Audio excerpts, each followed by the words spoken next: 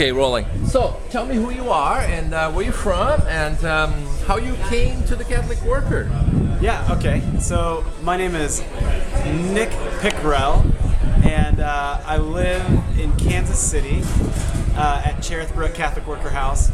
And about 6.5 years ago now, I came across them. I had a very formative trip to India, read some books, had some experiences that all kept leading me to believe that God was shouting at me very clearly that community is my next step. Wow. And so I come back home, and in my work email inbox is this email that says, "Hey, come check out this new Catholic Worker House in town." And Too much of a coincidence. And I just finished reading about the Catholic Worker, and so I was like, okay, I got to do this. So I went. They gave me a book and some cookies, and I was hooked. And the cookies, it's those, the cookies. Those ginger snaps, man, ginger snaps. And so I moved in like a year and a half later. Was only planning on being there for 3 months, and then never left. That was 6-7 years ago. Yeah. Wow, awesome. Yeah. And what are some of the big issues down in Kansas City? Yes. Okay. So in Kansas City, there are a couple things. One of the first issues that we ran up against was had to do with women who were being prostituted. Wow. So there was a ritzier part of our neighborhood.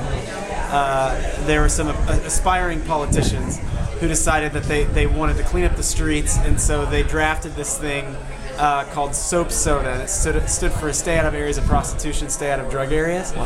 And so what it was going to do essentially is the end goal of this aspiring politician in our neighborhood was he wanted to have this thing go through. He would have had to get not only the city to buy in, but then the state.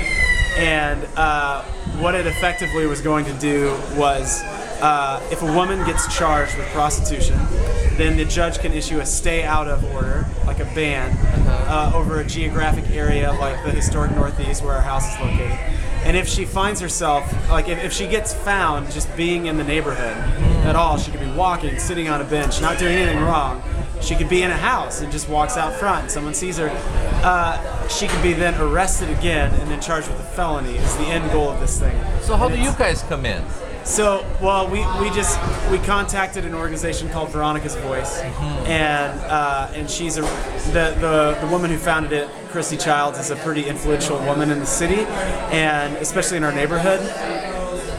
So we started making the rounds to all these neighborhood associations to kind of counter what narrative was being spoken, and so through that we raised enough of the stink because our whole deal is like this isn't going to do anything. Because more girls are going to continue to show up, sure. More men and women are going to show up, predominantly women, but and it's not doing anything to address the demand for it, and it's not doing anything to address what's like the people who are over there. Yes, or what's encouraging the problem. Yeah, all it's doing is criminalizing those who could be, I mean, depending on what circles you run, it could be perceived as even the victim in it, you know, for some who, well, especially if you consider the average age of entry into prostitution in the States is 12. Wow. So it's like people are still very dependent, and now they're getting suckered into this stuff. Okay, so we still haven't gotten the Catholic Worker involved, I mean, directly. Yes. Yeah, so I mean, what we did is we went to city hall meetings, city council meetings, and spoke up. We went to neighborhood association meetings, spoke up. When this aspiring politician ran for an election, we then went to all of the meetings, asked a bunch of questions, raised our concerns, and that politician was defeated by 1 vote. Wow! So we were very glad that happened. But it effectively, we raised enough of the stink. And each one of you felt like it was your doing, right? Oh yeah.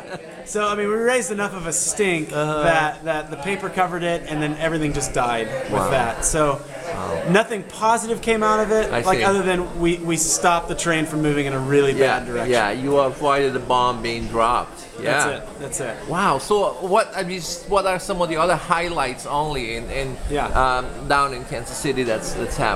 Yeah, well, like we continue to work against the nuclear weapons plant that's now almost completely constructed in Kansas City. So we're just being those annoying fruit flies that are just all up in your face, as gnats that just continue to be in the face that is the nuclear weapons industry. And we keep showing up, keep getting arrested, keep doing creative things, and we keep getting press about it.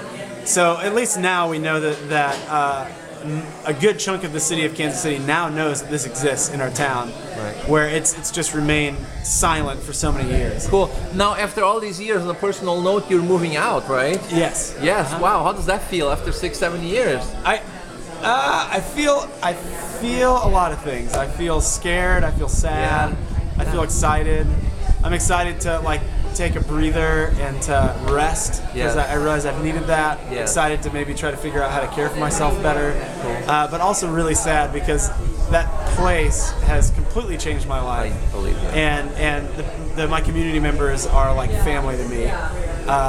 So it's interesting to kind of like leave even that really great support system that was there. Yeah. But you know, you're going to be that Still umbilical close. cord is going to be there. You're going to be connected. Yeah, I'm Great. still nearby. Best luck to you. Thank you. Thank you.